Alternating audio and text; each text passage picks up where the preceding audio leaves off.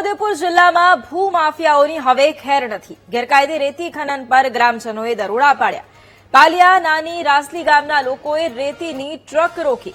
રેતી ભરેલી ટ્રકોથી રસ્તાને ભારે નુકસાન થતા લોકોમાં રોષ વ્યાપ્યો છે। તંત્રને રજૂઆત કરવામાં આવી છતાંય કોઈ જ કાર્યવાહી ન કરી હોવાનો આક્ષેપ થઈ રહ્યો છે। ખનીજ માફિયા અને તંત્રની મિલીભગતનો ગ્રામજનોનો આરોપ છે। આજે અમે બે ગાડીઓ રોકી તો એક ગાડીઓ રોકતા અમને એવું જાણવા મળ્યું કે આ રીતે 2 નંબરમાં આવે છે અને એની રોયલ્ટી કે એ બધું તપાસ કરતા એક રોયલ્ટી બીજા એની નીકળે છે।